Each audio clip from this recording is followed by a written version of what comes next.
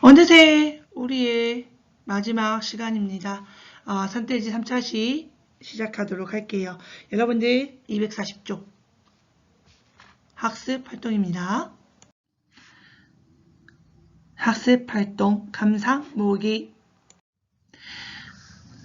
이 작품을 감상하고 최연봉의 입장에서 인물 간의 관계와 갈등의 이유를 파악해보자 라고 되어 있는데, 여러분들 기본적으로 우리 극갈래는 갈등이 존재해야 해요. 그래야 재밌잖아요. 여러분 드라마에 갈등 없고 그러면 재미없잖아요. 그렇죠? 그래서 여기도 갈등이 당연히 존재하고 우리가 갈등을 파악해보는 것은 희곡에서 늘 다루는 단골 포인트다. 자, 그럼 보세요. 1번 작품에 등장하는 여러 인물 간의 관계를 최연봉을 중심으로 정리해 볼게요. 여기 동그라미에 최연봉 있다. 여기 최연봉 이렇게 있죠. 자, 그럼 시작해 볼게요. 자, 친어머니, 원봉이 내는 친어머니고요. 그리고 동학당 박정식은 친아버지였어요. 자, 최주사댁은 양어머니고 최영순은 동생이고 차혁은 친구인데 최영순과 차혁은 약혼자죠. 그럼 최연봉은 동생에게 약간 야리꾸리한 마음을 가지고 있어요. 이들 활동을 바탕으로 최연봉과 갈등하는 인물들을 찾고 그 이유를 말해볼게요. 이거 우리 정리했었죠. 정리했었는데 그래도 다시 한번 볼게요. 자, 차혁은 최원봉은 바자회 수익금으로 써버린 일로 불신임을 당하자 관두를 했었어요. 그렇죠? 관두를 했었는데 지금 차혁은 그것을 덮어주려고 했는데, 또한 최원봉은 차혁과 최영순의 사랑에 질투심을 느꼈었죠. 이런 부분에 있어서 갈등을 하고, 최주사댁은 출생의 비밀로 갈등을 하며 최원봉이 최주사댁을 비난을 해요. 그리고 최원봉은 조금 못된 놈이죠. 또한 최연봉은 차혁과 최영순의 교제를 반대하지만 최주사댁은 찬성을 해요. 그리고 최연봉의 내적 갈등이 일어났었어요. 사회개혁에 대한 숙명을 인식하면서도 현실의 무기력함 사이에서 극심한 정신적인 갈등을 느꼈다. 자, 이것은 우리가 1차 시에서 확인했기 때문에 이 정도로만 하고 넘어갈게요. 왜냐 2번 보시면 최연봉의 그 대사 그 비유하는 거 있죠. 뭐 개가 나오고 뭐 삽살개 나오고 금은보화 나오고 이 부분 그 부분 대사에서 비유하는 인물을 찾고 등장인물을 비유적으로 표현할 까닭을 한번 생각해 볼게요. 최연봉에서 옛날적 상놈 하나가 있었는데 이 상놈은 누구였었지? 최연봉의 친아버지였었죠. 하나가 있는데 죽을 때 친구 되는 양반에게, 자 여기서 양반은 누굽니까? 최주사 부부였죠. 삽살개 한 마리, 삽살개는 누구였어요? 최연봉을 비유했었죠. 선사로 주었더래요. 이 양반님은 그걸 받아가지고 어찌 귀여운지 보물과 음식 넣어둔 곳간 옆에다 매두고, 그러니까 엄청 그 양반이 그 삽살개 예뻐해가지고 그 보물과 음식이 있던 곳에 곳간 옆에다가 매달아뒀대요. 그래서 보물과 음식은 무엇을 가리켰죠? 최영순이었죠. 매두고 도적놈을 지키라고 했더래요. 여기서 도적놈은 누구였대요? 차혁이었대요. 그런데 그놈의 삽살개는 도적 지킬 줄 알아야지요. 도리어 도적놈한테 몽둥이만 얻어맞고 한마디 씻지도 못하고 있었더랍니다. 그러니 그 양반놈이 속이 얼마나 상할 것이오 라고 되어 있죠. 이렇게 등장인물을 비유적으로 표현한 까닭을 뭐라고 정리할 수 있을까요? 최연봉은 자신의 출생이나 가족관계에 대해 스스로 짐작하고 있는 내용을 옛날 이야기에 빗대어 최주사댁에게 전하고 있어요. 이는 최주사댁에게 자신이 짐작하고 있는 내용 사실 여부를 확인하고 이게 중요하죠. 내용의 사실 여부를 확인하고 자세한 이야기를 듣고 싶은 마음을 나타냈고요. 그 다음에 더 나아가서 계속해서 최연봉의 말을 못 알아듣는 척하는 최주사댁에게 반감을 표하기 위한 이렇게 비유적으로 이야기를 하고 있죠. 네, 여러분 3번 보시면요. 다음은 앞에 본문에 제시되지 않은 내용으로 최연봉의 꿈속의 장면이래요. 이 내용을 통해 산돼지의 의미와 당시 사회에 이 작품이 미친 영향을 생각해 볼게. 이게 뭐냐면은 지금 앞부분에서 제시 안 된 또한 꿈속의 다른 이야기거든요. 그래서 한번 볼게요. 최연봉이 이렇게 말해요. 일전에 내가 어떤 무서운 꿈을 꾼지 아시오? 나는 어머니만큼이나 아버지도 원망스럽다. 어머니만큼이나 아버지도 원망스럽대. 아버지도 이러면서 자기는 자기가 누구냐면 얘가 자기라고 밑줄 쳐볼까? 자기는 최연봉의 친아버지야. 친아버지. 최연봉의 친아버지는 동학인가 무엇에 들어가지고 나라를 위해, 중생을 위해, 백성을 위해, 사회를 위해 죽었다지만, 그쵸. 친아버지는 동학운동을 참여했다가 이제 죽었대요.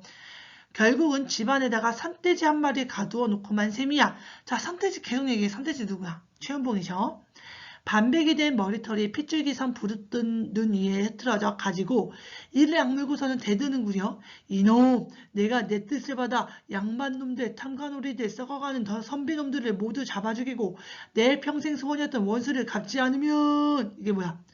그렇지. 최연봉이 꿈에서 마치 자기 아버지가 자기한테 시킨 것처럼 얘기하지만 사실은 이거는 이 부분, 양반놈들 탐관오리부터 원수를 갚지 않으면 부분은 최연봉이 꿈꾸던 사명이었어요.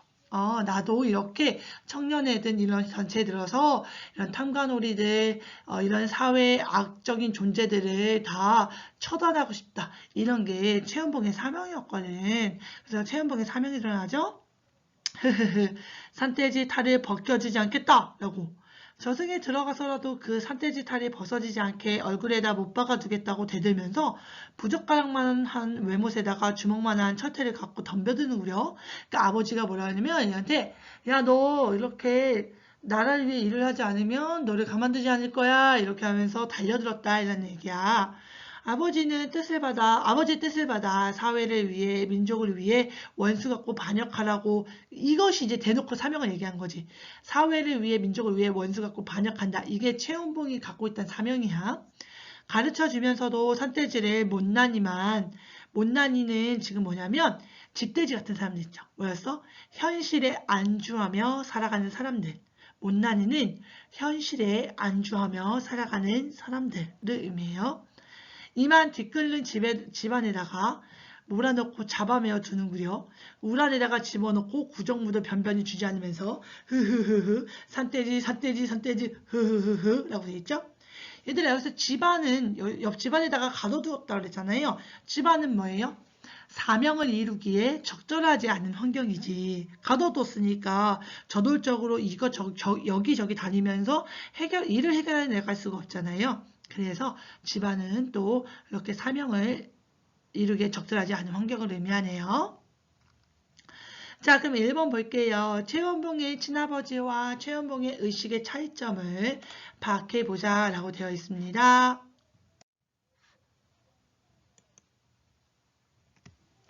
최연봉의 친아버지는 동학독립운동에 참여하여 나라, 중생, 백성, 사회를 위해 죽었을 정도로 실천적이고 강한 역사의식을 지녔어요.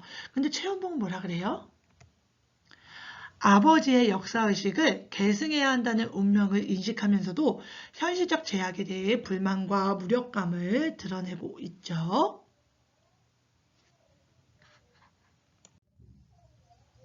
네, 2번 보시면 1을 바탕으로 산돼지의 의미를 파악해보고 그 의미와 관련하여 이 작품이 1920년대 당시 지식인들에게 어떤 영향을 주었을지 생각해보자 라고 되어 있죠.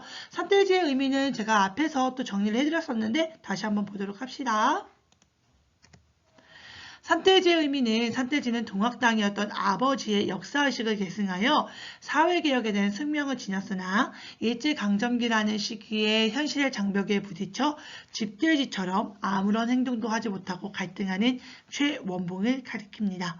여러분들 요거는 다 써야겠어요. 다 중요해서요.